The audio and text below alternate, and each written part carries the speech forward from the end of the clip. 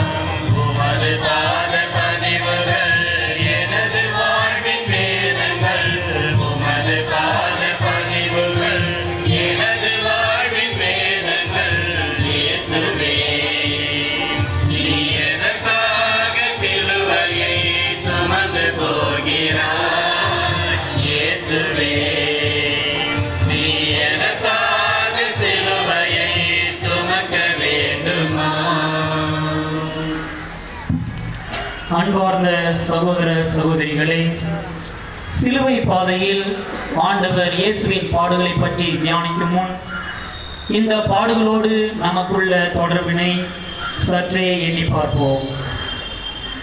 இயேசுவை சிலுவையில் அறைந்தது யார்? குற்றச்சாட்டுகளை கொண்டு வந்த யூத தலைமை சங்கத்தாரா?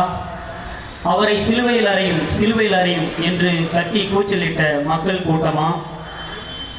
இயேசுவுக்கு மரண தண்டனை அளித்த பிலாத்துவா? அவரை சாட்டையால் அடித்து சிலுவையில் அறைந்த படை வீரர்களா? அவர்கள் எல்லோரும் இயேசுவின் பாடுகளுக்கும் மரணத்திற்கும் கருவிலாக இருந்திருக்கலாம். ஆனால் நம் பாவங்கள் தான் இயேசுவின் பாடுகளுக்கும் மரணத்திற்கும் உண்மையான காரணம். கண்ணீர் நிறைந்த கண்களோடு கல்வாரிக்கு செல்வோம். உடைந்த உள்ளத்தோடு சிலுவையிலே நமக்காக தொங்கிக் கொண்டிருக்கும் இயேசுவை உற்று நோக்குவோம். நம் பாவங்களுக்காக மனம் வருந்தி நம் மனஸ்தாப கண்ணீரை அவரின் பாதங்களில் கொட்டுவோம். இயேசு கிறிஸ்துவில் இறைவன் நம் பாவங்களை மன்னிப்பது போல நாமும் நம் சகோதர சகோதரிகளின் குற்றங்களை மனதார மன்னிப்போம். அவர் நமக்காக தம் உயிரை கொடுத்தது போல நாமும் பிறருக்காக நம்மையே தியாகம் செய்ய முன்வருவோம். புனித வெள்ளி இல்லாமல் உயிர்ப்பு ஞாயிறு இல்லை. சிலுவை மரணம் இல்லாமல் உயிர்ப்பின் மகிமை இல்லை. இயேசுவின் பாடுகளை நம் வாழ்வில் நிறைவு செய்து புனிதமாக என்றுமே வாழ்வோம். சிலுவையிலே உயிருக்காக போராடி கொண்டிருக்கும் இயேசுவின் நித்திய குரல் இதோ. என் அன்பார்ந்த மகனே, என் அருமையான மகளே, உனக்காக உன் பாவங்களுக்காக நான் சிலுவையிலே தொங்கிக் கொண்டிருக்கின்றேன். உன்னை வாழ வைக்க நான் சிலுவையிலே செத்து கொண்டிருக்கின்றேன். உன்னை நான் இவ்வளவு தூரம் அன்பு செய்கிறேன் என்றால் என்னை நீ எவ்வளவு தூரம் அன்பு செய்கின்றாய்? சிந்திப்போம். அவரின் குரல் கேட்கும் மாடுகளாய் வாருங்கள், கல்வாரிக்கு நம் ஆயனை பின்தொடர்வோம்.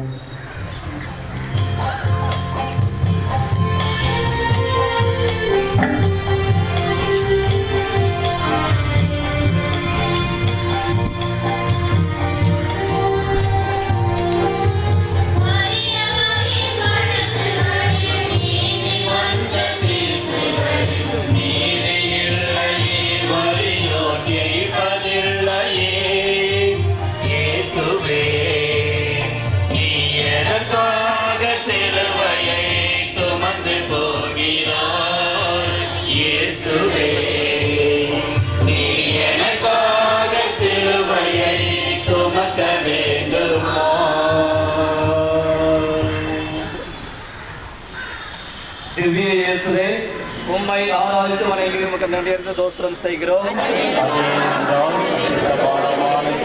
கொண்டு உலகத்தை மீட்டு ரட்சித்தீர். முதல் நிலை, இயேசு தீர்ப்பிடப்படுகிறார். நற்செய்தி வாசகம். மார்க்கு அதிகாரம் 15 இறைவசனம் 15. பிலாத்து கூட்டத்தினரின் விருப்பத்தை நிறைவேற்றும் வண்ணம் பரபாவை விடுதலை செய்து இயேசுவை கசையால் அடித்து சிலுவையில் அறையுமாறு ஒப்புவித்தான். என் அன்பு மகனே, மகளே, உலகினரின் குற்றம் போக்க வந்த எனக்கு குற்றம் உள்ளவர்கள் தீர்ப்பிடுகிறார்கள். தீர்ப்பிடாதே என்று போதித்தேன். விபச்சாரத்தில் பிடிபட்ட பெண்ணை தண்டனைக்கு உரியவளாக மற்றவர்கள் பார்த்தார்கள். நானோ அன்பை, இரக்கத்தை, மன்னிப்பை தேடும் ஓர் ஆன்மாவாக பார்த்தேன். இன்று எனக்கே சிலுவை மரண தீர்ப்பு. உண்மைக்கு சான்று பகர்ந்ததால் இந்த உருப்படாத தீர்ப்பு. தர்மம் தலை குனிந்ததால் அதர்மத்தின் ஆணவத்தின் தீர்ப்பு இது.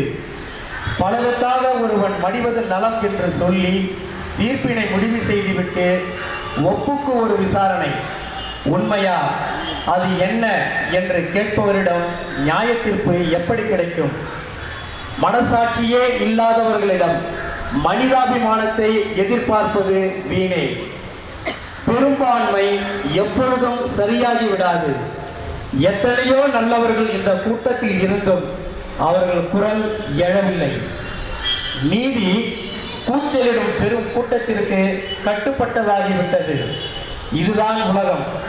இன்று இப்படிதான் நீதி வழங்கப்படுகிறது.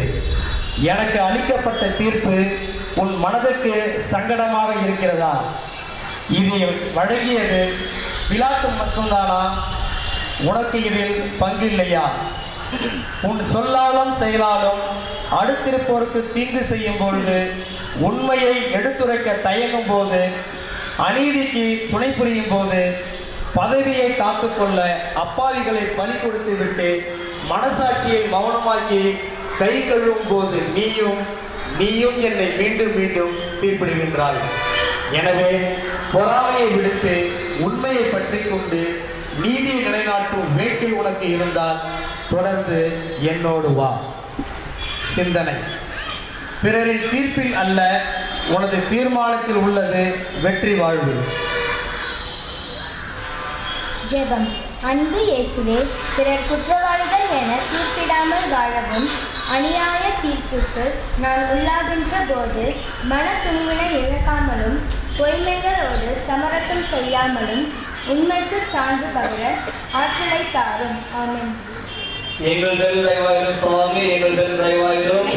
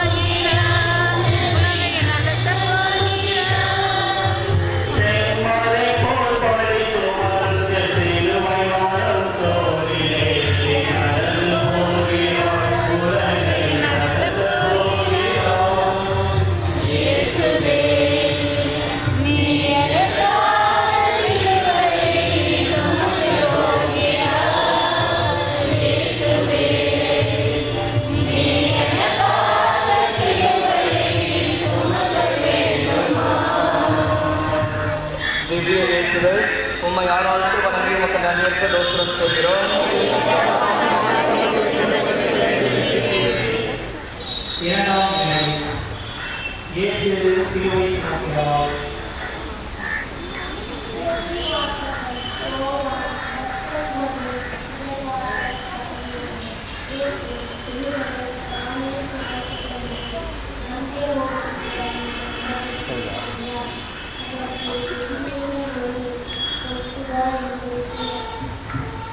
இயேசு, என் அன்பு மகளை யாருமே சுமக்க முடியாத அப்படி ஒரு கனமான மரணம் இது.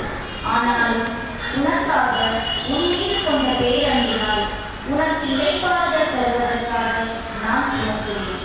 ஆதி பகைவனின் சூழ்ச்சியால் ஆதியிலே ஒரு மரத்தினால் உண்டான சாபத்தை போக்க இச்சிலுவை மரத்தை நான் தேர்ந்து கொண்டேன். என் மீது சிலுவை சுமத்தப்பட்டதை என்று நீ அனுபவப்படாதே. உன்னிடம் நான் அதை எதிர்பார்க்கவில்லை, அது எனக்கு தேவையும் இல்லை.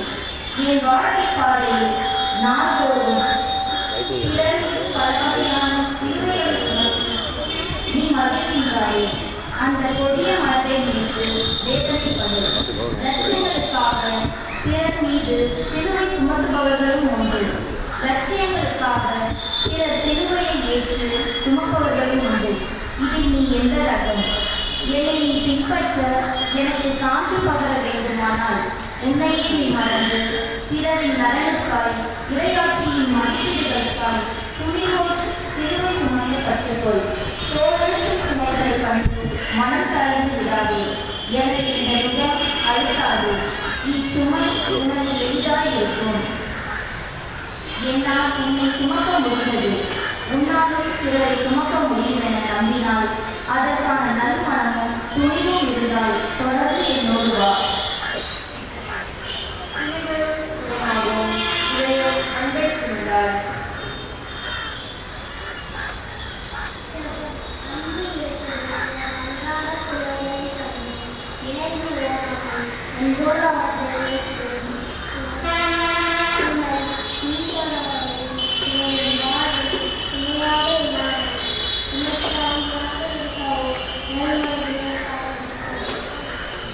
எங்கள் பேர் தயவாயிரும் சுவாமி, எங்கள் பேர் தயவாயிரும்.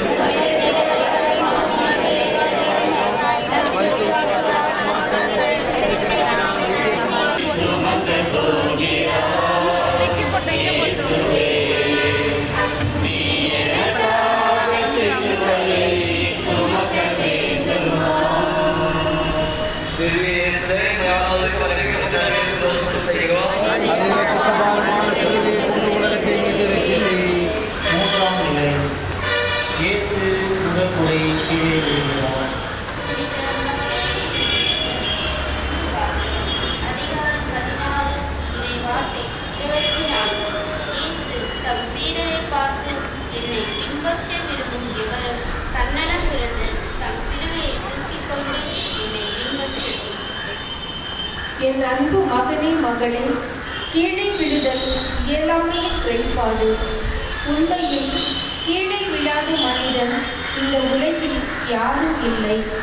ஆனால் எனது இந்த வீழ்ச்சியோ உன் பாவத்தின் பலம் எவ்வளவு என்பதையே காட்டுகிறது. லட்சிய வீரனுக்கு வீழ்ச்சி நிரந்தரமல்ல. இதோ வெற்றியை நிலைநாட்ட பலவீனத்தை துச்சமென எண்ணி துணிந்து செல்கிறேன். நீ உனது வாழ்வின் சோதனைகளில் தடுக்கி விழுந்திருந்தால் இனி கவனமாக செல். கண்ணிட்டு விழுந்திருந்தால் சுதாரித்துக் கொள். விழுவது இயல்பு, விழுந்து கிடப்பதே தான் அறிவீனம். விழுந்து விட்டதற்கு விளக்கங்கள் சொல்லி சோதிக்கிறியாரே. எழுவதற்கான வழியை தேடி வீரியம் கொண்டு எழுந்து நட. என் அருள் உனக்கு போதும், வலுவின்மையில்தான் வல்லமை நிறைவாய் வெளிப்படும் என்ற வாக்கினை மறவாதே. இன்று மனிதன் சுயநல போதையில் மூழ்கி ஆசைகளுக்கு அடிமையாகி வீழ்த்தி கிடக்கின்றான். மேலும் அரசியல், ஆன்மீகம் இவற்றின் அதிகாரத்தால் ஜாதி, மத, இன, மொழி வேறுபாடுகளால் மனித மாண்பும் கீழே வீழ்த்தப்படுகிறது. எனவே நான் விழித்து உன்னை தூக்கிவிட்டது போல நீ விழுந்தாலும் பிறரை தூக்கிவிட முடியும் என நம்பு. வீழ்த்தப்படும் மனித மாண்பினை தூக்கி நிறுத்தும் முயற்சியில் நீயும் ஈடுபடி முன்னிலை வரும். அப்படி இருந்தும் உன்னை தியாகம் செய்ய முடியும் என்றால் தொடர்ந்து என்னோடு வா. சிந்தனை. வீழ்ச்சி என்பது வீணை இருப்பவர்களுக்கு தான், ஏதுவர்களுக்கு அது வீழ்ச்சியின் ஆரம்பம். ஜெபம். அன்பு இயேசுவே, இந்த உலக போக்கிலான வாழ்வில் பல்வேறு பள்ளங்களில் தடுக்கி விழுந்து கிடக்கின்ற நான் உமது ஆற்றலால் எல்லாம் கூடும் என்ற நம்பிக்கையோடு எழுந்து நடைபோட சக்தியை தாரும். ஆமென். எங்களுக்கு தயவாக சுவாமி, எங்களுக்கு தயவாக.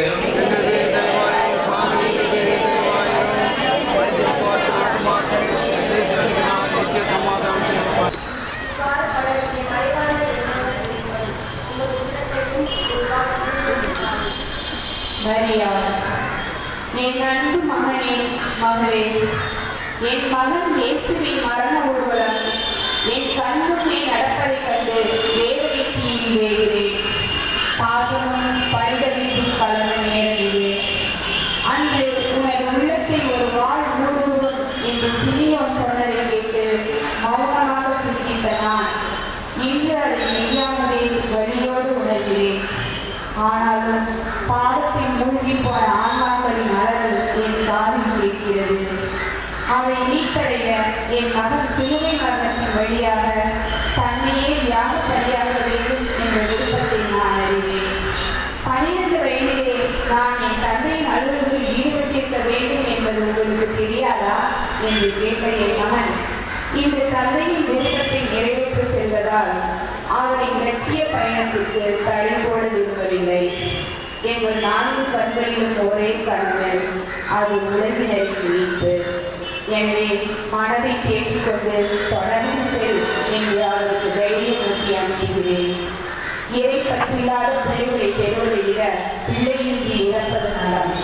ஆதலால் பெற்றோரே, பெற்ற பிள்ளைகளை கடவுளுக்கும் மனிதருக்கும் உணர்ந்தவர்களாக உருவாக்குவதில் தாயின் நன்மை எடுத்தது என்பதை உணர்ந்து இறைவனுக்காக பிறருக்காக உழைக்கும் பிள்ளைகளை பாராட்டி உற்சாகப்பட்டுள்ளது.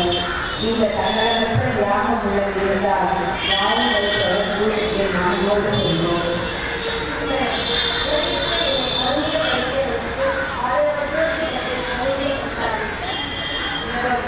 அன்று இயேசுவே, கண்ணையை கையெடுத்து அனைத்தையும் பொறுமையோடு தாங்கிக் கொண்ட பூமிக்கு தாய்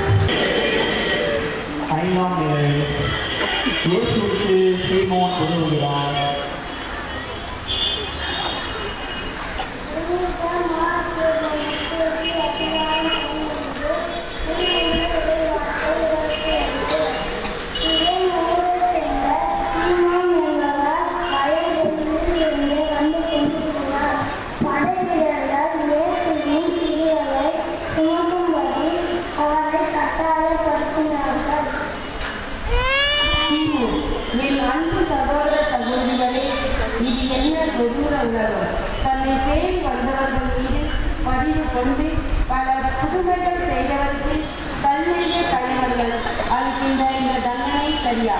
இது தவறு, அநியாயம், அட்டுழியம் என்பது இந்த கூட்டத்தில் உள்ள அனைவருக்கும் வெளிப்படையாகவே தெரிகிறது. ஆனால் தட்டி கேட்க ஒருவரும் முன்வரவில்லை. மக்களின் இந்த கண்டு கொள்ளாமல்தான் இன்று வரை உலகில் அதிகாரத்தில் இருப்போர் ஆணவத்தோடு பிறரை அரசு ஆள்வதற்கும் நல்லோரை ரசித்து நீதிக்கும் நேர்மைக்கும் சபை நடத்திடவும் காரணமாக அமைகிறது. இந்த ஊமை உள்ளங்களின் கூட்டத்தில் ஒருவனாகத்தான் நானும் நேரத்தை பார்த்து கொண்டிருந்தேன். கட்டாயப்படுத்தினால் என்னை சிலுவை சுமக்க செய்தார்கள். ஆனால் அந்த இயேசுவின் பார்வை எனது ஊனமான இதயத்தை உலுக்கிற்று. கருணை பெருக்கெடுத்தது. தெய்வத்திற்கே உதவிட இந்த சிறு குடும்பிற்கு கிடைத்த பாக்கியத்தை எண்ணி மனம் நன்றிக்குரியது. இந்த உத்தமருக்காக இவர் தாண்டி பகர்ந்த உண்மைக்காக இத்துன்பத்தை மனமுழந்து ஏற்றுக்கொண்டேன். எனவே சிலுவையின் பாரம் தெரியவில்லை. உங்களுக்கும் இந்த வாக்கியம் வேண்டும் என்றால் உங்களின் ஊமையான உள்ளத்திற்கு ஊனமான இதயத்திற்கு உணர்வு கொடுங்கள். நமக்கே நோம்பும் என்ற மனநிலையை விற்கொள்ளுங்கள். கண்டு கொள்ளாமல் என்ற கலாச்சாரத்தை கடந்து கருணையோடு செயல்பட உங்களால் முடியும் என்றால் வாருங்கள். அந்த நேற்றோடு செல்வோம்.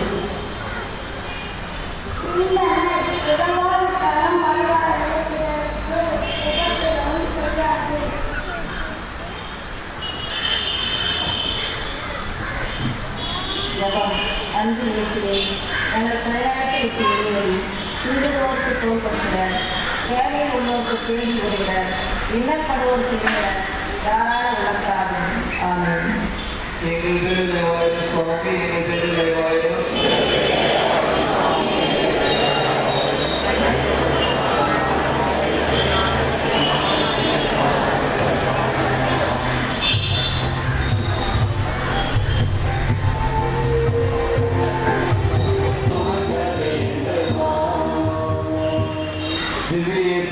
ஆராதித்து வணங்கி உங்கள் நன்றியறிந்து தோத்திரம் செய்கிறோம்.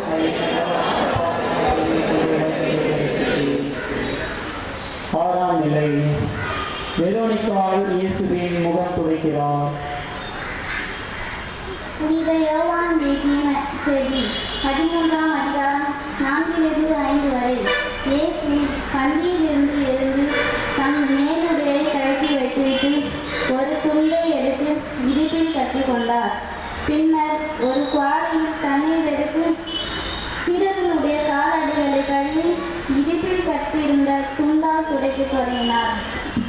வெரோனிகா, என் அன்பு சகோதர சகோதரிகளே, கல்வாரி பாதையில் என் நண்பர் இயேசுவை கண்டு கொண்டேன். கலங்கி நின்றேன்.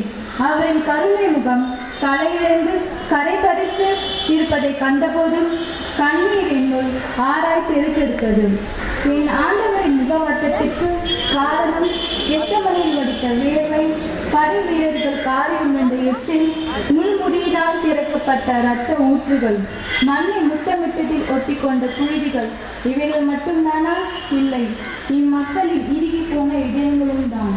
ஆளும் வர்க்கத்தின் அதிகாரத்திற்கு அடிமையானதால் அன்பை செயலில் காட்டக்கூட அச்சமுள்ள இதயத்தில் அன்புக்கு இடமில்லை.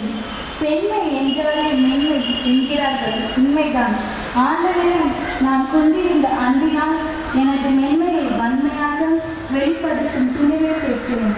என் சிறிய உதவிக்கு கர்த்தரின் பெரிய சன்மானம் அவரின் திருமுகத்தின் பதிப்பு. நான் கொண்டு சென்ற சுனியில் மட்டுமல்ல, கருணை உள்ளம் கொண்ட அனைவரின் கரங்களிலும் தான். உங்கள் வாழ்க்கை பாதையிலும் பல புழுதி படிந்த முகங்களை பார்த்து நேரிடும். நம்பிக்கை துரோகம், வஞ்சகம், ஏமாற்றம், உதாசீனம், அவமானம், வேலை பலு, குடும்ப சுமை, கடன், கவலை, கஷ்டம் போன்ற புழுதிகள் படிந்த முகங்களுக்கு நீங்கள் தரப்போகும் ஆறுதல் தான் என்ன? ஏழாமையை மட்டும் நினைத்து கொண்டு அச்சத்தின் பள்ளத்தாக்கில் அடங்கி வாழ்வதை விடுத்து துணிவு கொண்டு எழுங்கள். சமூகத்தின் அவலங்களை துடைத்தெறியுங்கள். இறுகி போன இதயத்தை இலகுவாக்குங்கள். அச்சத்தை ஆழத் தோண்டி புதைத்துவிட்டு ஆறுதல் தேடும் உள்ளங்களை அரவணைக்கும் துணிவு உங்களுக்கு உண்டென்று வாருங்கள், தொடர்ந்து ஆண்டவர் இயேசுவோடு செல்வோம். சிந்தனை: அகக்கண்கள் திறக்கப்படாதவரை புறக்கண்களால் புண்ணியமில்லை. ஜெபம். அன்பு இயேசுவே, எனது அகத்தின் மாசுகளை துடைத்தெறிந்து இறைசாயல் பெற்றிட சமூக அழுக்குகளை அகற்றி அவனுக்கு ஒளியாகிட துணிவினை தாரும். ஆமென். எங்கள் பேரில் தயவாயிரும் சுவாமி, எங்கள் பேரில் தயவாயிரும்.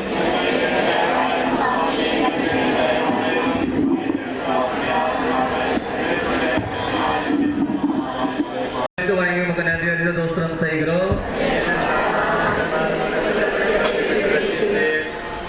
ஏழாம் முறை இயேசு இரண்டாம் முறை கீழே விழுகிறார். புனித லூக்காஸ் எழுதிய நற்செய்தியிலிருந்து வாசகம். அதிகாரம் 6, இறைவசனம் 22. மானிட மகன் பொருட்டு மக்கள் உங்களை வெறுத்து ஒதுக்கி வைத்து நீங்கள் பொல்லாதவர் என்று இகழ்ந்து தள்ளிவிடும் போது நீங்கள் பேர் பெற்றோர். என் அன்பு மகனே, மகளே, எனது லட்சிய பயணத்தில் இரண்டாம் முறை மண்ணில் விழுகின்றேன். ஆனால் விழுந்தே விடவில்லை. உள்ளத்தில் துணிவிருக்கிறது. உன் உடலோ தளர்வடைந்து தடுமாறுகிறது. உடலில் பலவீனம் ஒருபோதும் எனது உள்ளத்தில் உறுதியை உருகுலைக்க முடியாது. ஏனென்றால் உன் மீது நான் வைத்த அன்பு என்னை உந்தி தட்டுகிறது. உன் பாவத்தின் சுமையை உன்னால் மட்டுமே சுமக்க முடியாது. உன் பலத்தை மட்டுமே நம்பினால் வீழ்ச்சி உன்னை வெற்றி கொண்டுவிடும். எனவேதான் உனக்காக நான் சுமக்கின்றேன். லட்சியவாதி வீழ்வதை பலவீனமாக கருதுவதில்லை. அவனது குறிக்கோள் என்றுமே குன்றி போகாது. வீரனுக்கு அழகு வீழ்ந்து கிடப்பதில் அல்ல, எழுந்து நடப்பதில் தான் உள்ளது. ஒவ்வொரு முறை விழுந்து எழும்போது சிந்தனையில் தெளிவும் உள்ளத்தில் உறுதியும் பிறக்கிறது. புதிய பாதையில் புதிய பயணம் தொடர்கிறது. உனது விசுவாச பயணத்தில் எத்தனை சோதனைகள் சங்கடங்கள் வந்தாலும் தளர்ந்து விடாதே. ஊழியத்தின் சோதனை உன் ஆன்மாவை வீழ்த்திட அனுமதிக்காதே. நீ நிலையாய் நிற்க வேண்டும் என்றுதான் நான் விழுந்தேன். மீண்டும் மீண்டும் உன்னை குற்றத்தில் விழ செய்யும் பாவ நாட்டங்களை, அப்பாவிற்கு குழி தோண்டும் அநீதி அமைப்புகளை, அடக்குமுறையினால் அடிமைத்தனத்தை ஏற்படுத்தும் ஆதிக்கவாதிகளை துணிவோடு எதிர்த்து நில். சோர்வு கலைந்து சோதனைகளை கடந்து ஆன்மாவின் பலத்தினால் உண்மையை நீதியை தூக்கி நிறுத்த உன்னால் முடியுமானால் தொடர்ந்து என்னோடு வா. சிந்தனை: நீ வீழ்ந்து கிடக்கும் வரை வீழ்த்தியவர்கள் வெற்றியாளர்களே, துணிந்து எழு, தடைகள் தாமாய் விலகும். ஜெபம். அன்பு இயேசுவே, தடைகளை மட்டுமே கண்முன் கொண்டு தயங்கி நில்லாமல் லட்சியத்தை கருத்தில் கொண்டு விசுவாச பாதையில் வீறு நடை போட வல்லமையை தாரும். ஆமென். எங்கள் பேரில் தயவாயிரும் சுவாமி, எங்கள் பேரில் தயவாயிரும்.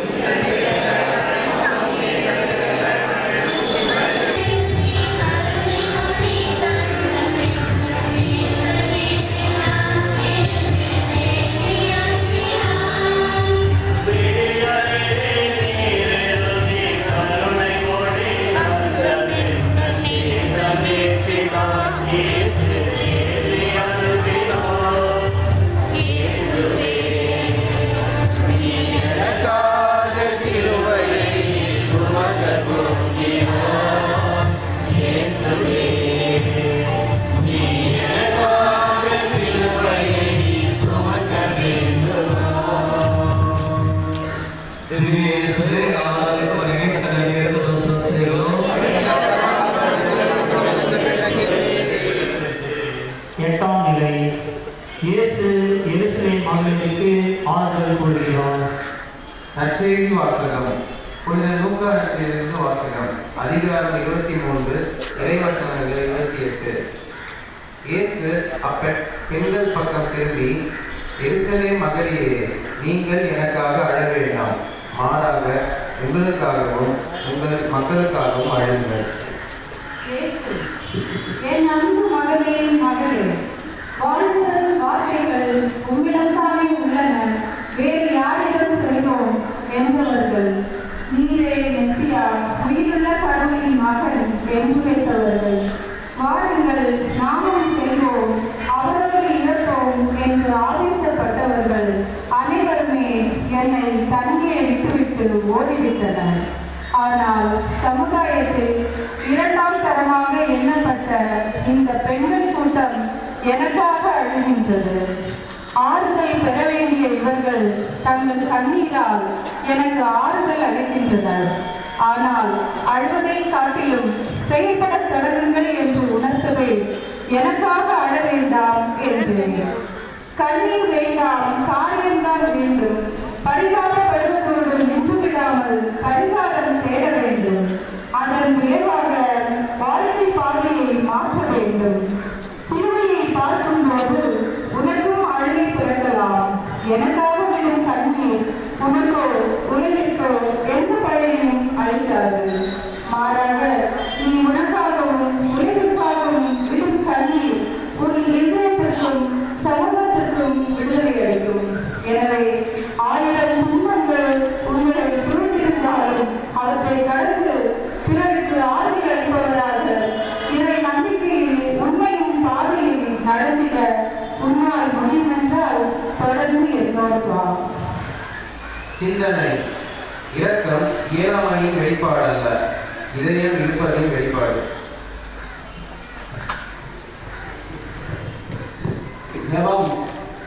அன்பு இயேசுவே, துன்பப்படுவோருக்கு கண்டு யோகத்திற்கு செல்வார்கள். இறங்கும் உள்ளத்தோடு ஏழாருக்கு உதவிடவும் ஆறுதல் அளித்து அன்பை பொழியவும் நல்வந்திருக்காக இயேசுவே. ஆமென். எங்கள் திருத்தயவாயிரும் சுவாமி, எங்கள் திருத்தயவாயிரும்.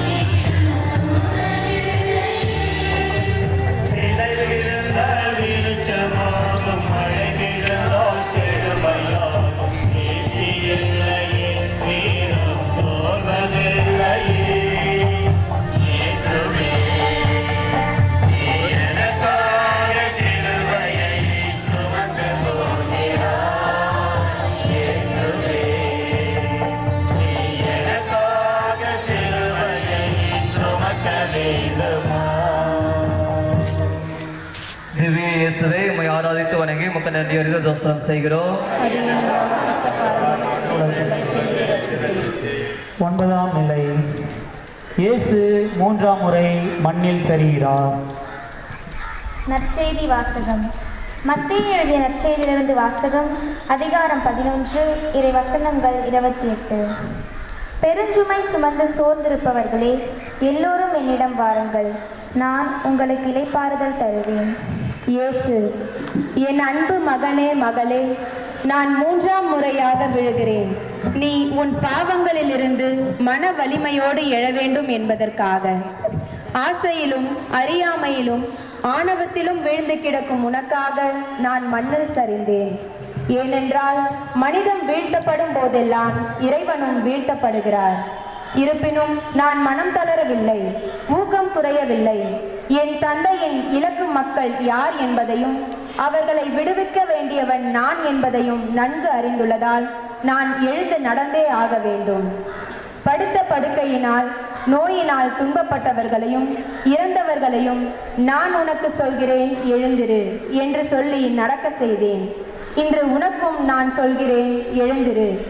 நீ கோபத்தில் விழுந்து உறவுகளை இழக்கிறாய், இச்சைகளில் விழுந்து இன்னல்களில் தவிக்கிறாய், பணம் பதவியில் விழுந்து பாசத்தை விடுகிறாய், சந்தேகத்தில் விழுந்து சமாதானத்தை இழக்கிறாய். இப்படி எத்தனையோ வீழ்ச்சிகள் உனக்கு. போதும், எழுந்திடு. உனது சுயநலமிக்க செயல்பாடுகளால் நீ வீழ்த்தியவர்களை நினைத்துப்பார்.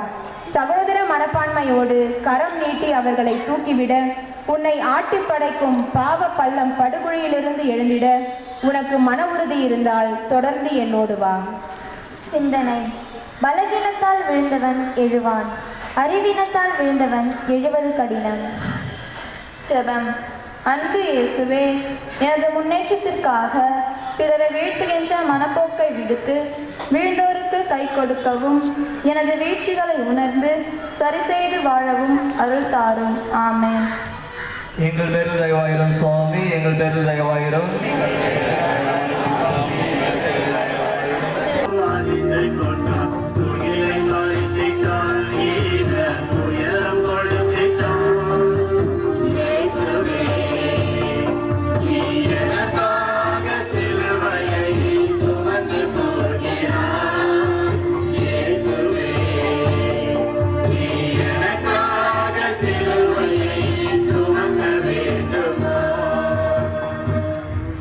திவ்ய இயேசுவே, உம்மை ஆராதித்து வணங்கி உமக்கு நன்றி அறிந்து தோஸ்திரம் செய்கிறோம்.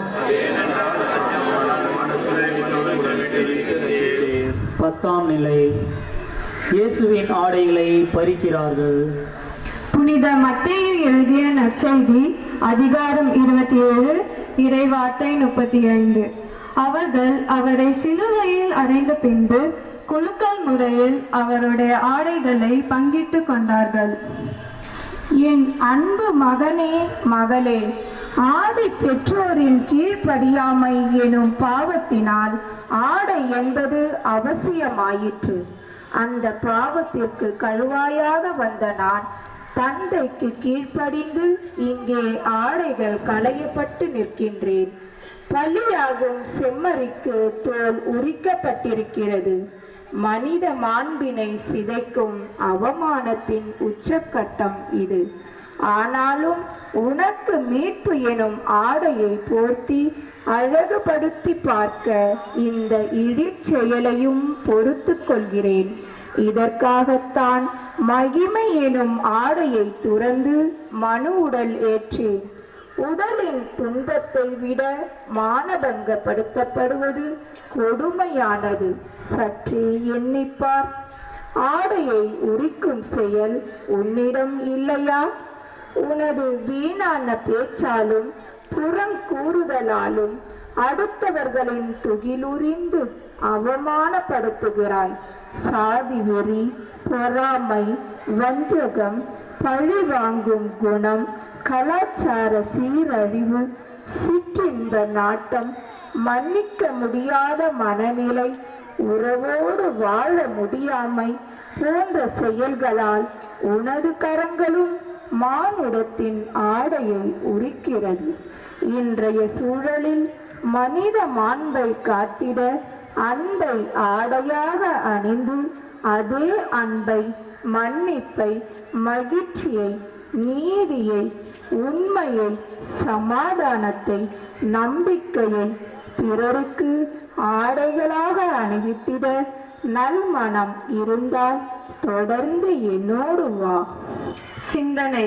உண்மையை நிரூபிக்க கூட பொய் சாட்சிகள் தேவையாகிறது. இங்கு நிர்வாண உண்மை நெருக்கடி தரும். ஜெபம். அன்பு இயேசுவே, பணம், பதவி, பட்டம், சுயநலம், ஆணவம், தற்பெருமை, களியாட்டம், பேராசை போன்ற போலி பகட்டு ஆடைகளை களைந்து இறையரசின் மதிப்பீடுகளை எனது ஆடையாக கொண்டிட வரம் தாரும். ஆமென். எங்கள் பேரில் தயவாயிரும் சுவாமி, எங்கள் பேரில் தயவாயிரும்.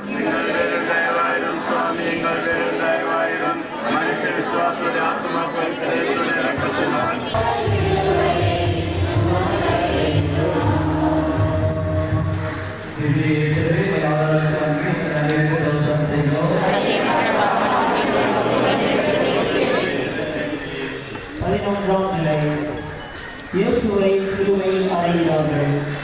லூக்கா நற்செய்தியிலிருந்து வாசகம் 23:33.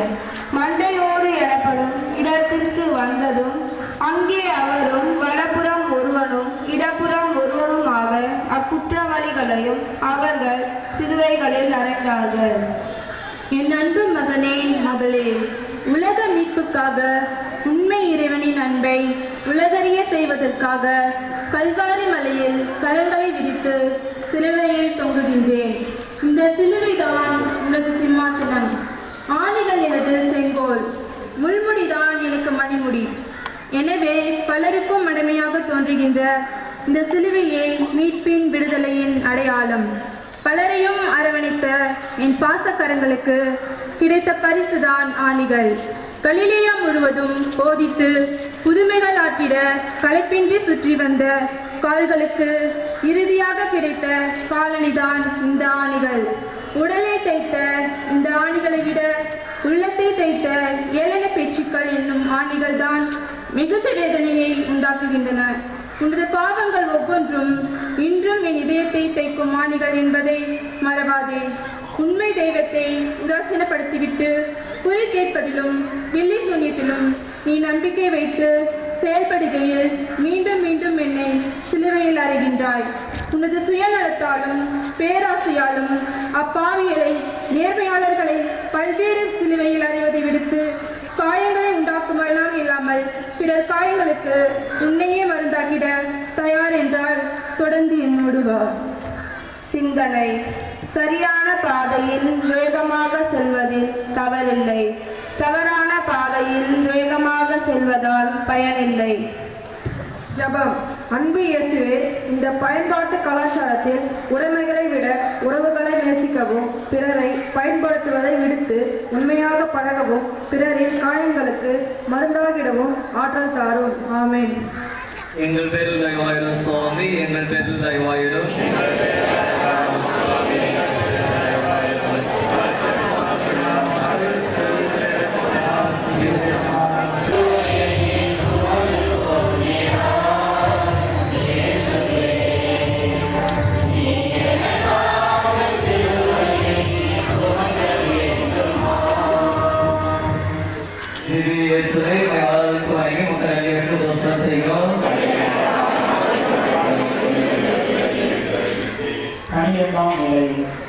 இயேசு சிலுவையில் உயிர் விடுகிறார். யோவான் நற்செய்தி அதிகாரம் 19 இறைவார்த்தை 30. இயேசு எல்லாம் நிறைவேறிற்று என்று கூறி தலை சாய்த்து ஆவியை ஒப்படைத்தார்.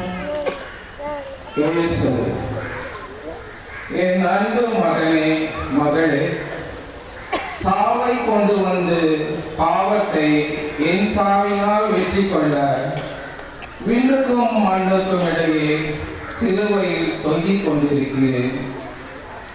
நண்பனுக்காக உயிரை கொடுப்பதை விட மேலான அன்பு இல்லை என்றேன்.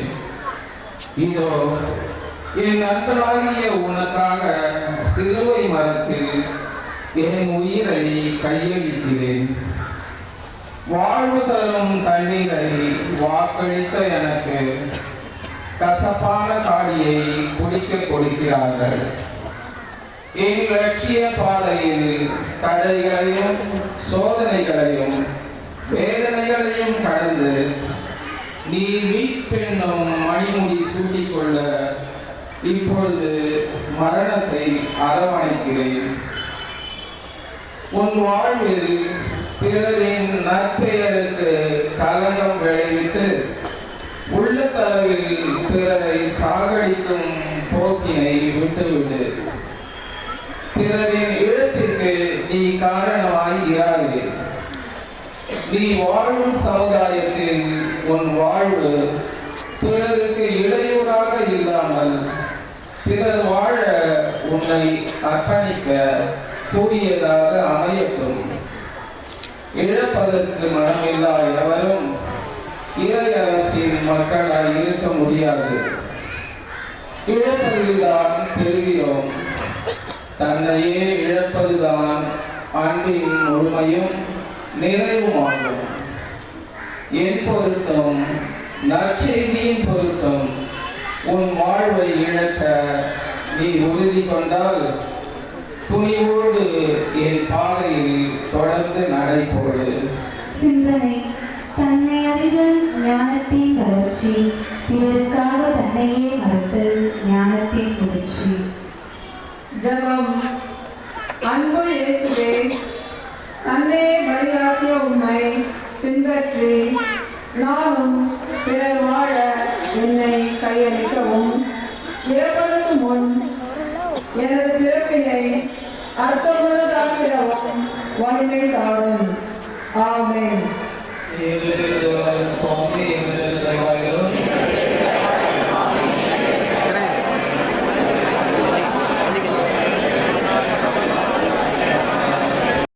எனது வழியில் அசைவற்று கிடக்கிறார். தடுக்கி விழுந்ததாய தாங்காத என் மனது மனித சாயலை தெரியாதவாறு சிதைக்கப்பட்ட என் மகனின் உடலை கண்டு விரும்பி வெடிக்கிறது.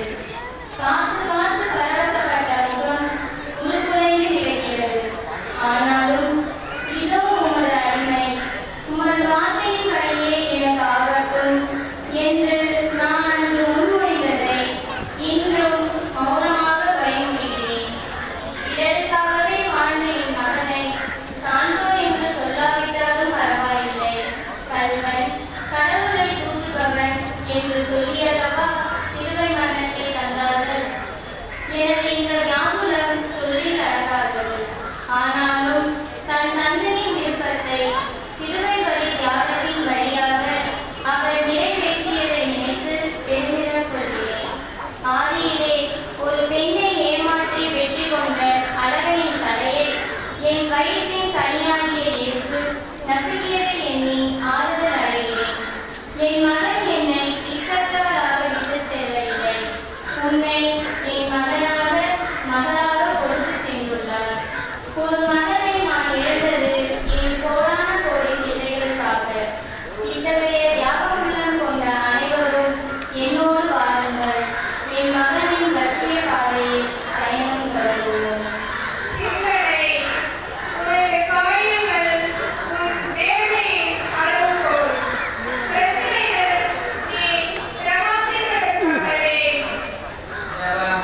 அன்பு இயேசுவே, வியாபார அணியை போல துன்பங்களை தாங்க பொறுமையும் பிறரை உயர்த்து வைக்கும் கரங்களையும் நாங்களும் பெற்றிட துணை புரியும். ஆமென்.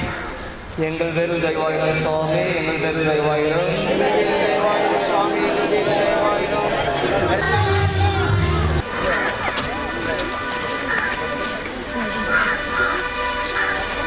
இயேசுவே, உம்மை ஆராதித்து வணங்கி உமக்கு நன்றி அறிந்த தோத்திரம் செய்கிறோம். 14ஆம் நிலை. இயேசு கல்லறையில் அடக்கம் செய்யப்படுகிறார். புனித மத்தேயு எழுதிய நற்செய்தியிலிருந்து வாசகம். அதிகாரம் 27, இறைவசனங்கள் 59-60. யோசேப்பு அவ்வுடலை பெற்று தூய்மையான வெள்ளிய துணியால் சுற்றி தனக்கென பாறையில் வெட்டியிருந்த புதிய கல்லறையில் கொண்டு போய் வைத்தார். அதன் வாயிலில் ஒரு பெருங்கல்லை உருட்டி வைத்துவிட்டு போனார். அரிமத்தியா ஊர் யோசேப்பு. என் அன்பு சகோதர சகோதரிகளே, நான் அரிமத்தியா ஊரை சேர்ந்த யோசேப்பு. தலைமை சங்க உறுப்பினராக இருந்த போதிலும் நான் இறையாட்சியின் வருகைக்காக ஆவலோடு காத்திருந்தேன். அதிலும் குறிப்பாக யூதருக்கு அஞ்சி வெளிப்படையாக காட்டிக்கொள்ளாமல் இயேசுவின் சீடனாக வாழ்ந்தவன். இயேசுவின் போதனைகளில் என் மனதை பயன்படுத்தவன். அவருடைய புதுமைகளை கண்டு வியந்தவன். இயேசுவிற்கு வழங்கப்பட்ட அநியாய தீர்ப்பும் அதனால் அவர் அனுபவித்த பாடுகளும் என் உள்ளத்தை உலுக்கிற்று. அவரது இழப்பு என்னுள் புது வேகத்தை பிறக்க செய்தது. துணியும் ஒருமையாக இருக்க இயலாது என்று உணர்ந்ததால் துணிவோடு சென்று பிலாத்துவிடம் இயேசுவின் உடலை கேட்டேன். இறந்த லாசரை கல்லறையை திறந்து உயிரோடு எழுப்பியவருக்கு ஒரு கல்லறை கூட இல்லாத நிலையை என்னால் ஏற்றுக்கொள்ள முடியவில்லை. எனவேதான் எனக்கென்று இருந்த கல்லறையில் அவரை அடக்கம் செய்தேன். இயேசுவுக்கு இது நிரந்தர விளக்கம் அல்ல என்று அறிவேன். அவர் மண்ணிலிருந்து வந்தவர் அல்ல, மீண்டும் மண்ணுக்கே திரும்ப செல்வதற்கு. அவர் விண்ணிலிருந்து வந்தவர். எனவே தற்காலிகமாக மண்ணில் விதைக்கப்படுகிறார். பூமியை பிளந்து அவர் முன்னோக்கி எழுவார் என்பதே உறுதி. இயேசுவின் இறப்பில் மரணத்திற்கும் மரணம் மேல்விட்டதுதான் உண்மை. ஏனெனில் லட்சியவாதிகள் புதைக்கப்படுவதில்லை, மாறாக உதைக்கப்படுகிறார்கள். வாருங்கள், இயேசுவின் லட்சிய பாதையில் தொடர்ந்து வாழ்வோம். சிந்தனை: ஆதவனின் அஸ்தமனம் நிரந்தரம் அல்ல, தினமும் விடியல் உண்டு. லட்சிய வாழ்வுடையோர் நிச்சயம் வெற்றி அடைவர். ஜெபம்.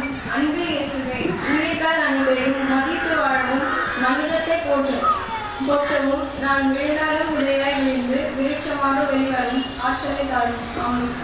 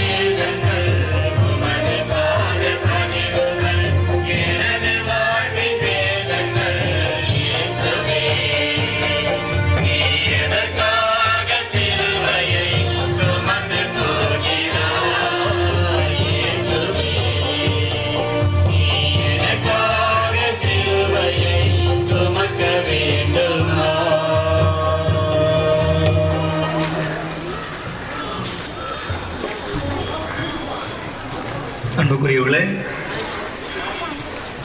இப்பொழுது நாம் அனைவரும் அமைதியாக நம்முடைய திருத்தந்தையினுடைய கருத்துக்களுக்காக நாம் மன்றாடுவோம். பரலோகத்தில் இருக்கிற எங்கள் பிதாவே, உம்முடைய நாமம் அர்ச்சிக்கப்படுவதாக, உம்முடைய ராஜ்யம் வருக, உம்முடைய சித்தம் பரலோகத்தில் செய்யப்படுவது போல பூலோகத்திலும் செய்யப்படுவதாக. எங்கள் அனுதின உணவை எங்களுக்கு இன்று அளித்தருளும். எங்களுக்கு தீமை செய்தவர்களை நாங்கள் பொறுப்பது போல எங்கள் பாவங்களை பொறுத்தருளும். எங்களை சோதனையில் விடாதையும் தீமையில் ரட்சித்தருளும். ஆமீன். அருள் நிறைந்த மரியே வாழ்க, ஆண்டவர் உம்முடனே, பெண்களுக்குள் ஆசீர்வதிக்கப்பட்டவள் நீரே, உம்முடைய திருவயிற்றின் கனியாகிய இயேசுவும் ஆசீர்வதிக்கப்பட்டவரே. அச்சிஷ்ட மரியாயே, கிறிஸ்துவுடைய மாதாவே, பாவிகளாய் இருக்கிற எங்களுக்காக இப்பொழுதும் எங்கள் மரண நேரத்தில் வேண்டிக் கொள்வோம். ஆமீன். பிதாவுக்கும் சுதனுக்கும் பரிசுத்த ஆவிக்கும் மகிமை உண்டாவதாக. ஜெபிப்போமாக. எல்லாம் வல்ல இறைவா, உம்முடைய திருமகன் இயேசு கிறிஸ்து பாடுபட்ட சோகமான நிகழ்ச்சியை நினைவு கூர்ந்து அவருடைய சிலுவையின் பாதையில் நாவல வந்து தியானித்தோம். எங்களுடைய வாழ்க்கையில எவ்வளவு நெருக்கமாக அவருடைய திருமகன் இயேசு கிறிஸ்து தன்னுடைய பாடுகளினால் ஐக்கியமாக்கினார் என்பதை உணர்கின்றோம். எனவே இறைவா, எங்களுக்கு நல்ல மனதை தந்தோம், மனமாற்றத்தை தந்தோடும், என்னுடைய தவறான பாதையிலிருந்து எங்களை திருப்பியறோம். உம்முடைய அன்பும் உம்முடைய பெயர் இரக்கமும் எங்களை மறந்திருப்புவதாக. உம்முடைய திருமகன் இயேசு கிறிஸ்துடைய பாடுகள் எங்களுக்கு பாடமாக அமைவதாக. அவருடைய பாடுகள் என்றென்றும் உங்களுடைய சிந்தனையை நிறுத்தி ஒவ்வொரு நாளும் எங்களுக்கு சோதனை, கஷ்டம், துன்பங்கள் வரும்பொழுதெல்லாம் இயேசுடைய பாடுகளை நினைத்து நாங்கள் பக்கம் திரும்ப எங்களுடைய மனதை திருப்பியறோம். இது அனைத்தையும் எங்கள் ஆண்டவர் இயேசு கிறிஸ்து வழியாக கொண்டாடுகின்றோம். எல்லாம் வல்ல இறைவன் பிதா, சுதன், பரிசுத்த ஆவி உங்கள் அனைவரையும் ஆஸ்வதிப்பாராக. அன்பாக சொல்ல அறிவிப்பு. இன்னைக்கு ஒரு சந்தை இறைவன் ஏற்றுவிட்டு ஆஸ்வதிக்கின்றார். உங்களுக்கு நோன்பு கஞ்சி நம்முடைய பங்கு பெற உறுப்பினர்கள் ஏற்பாடு செய்திருக்கிறார்கள். 3 இடத்திலே உங்களுக்கு பரிமாறப்படும். மெயின் கேட்டில் ஒன்று,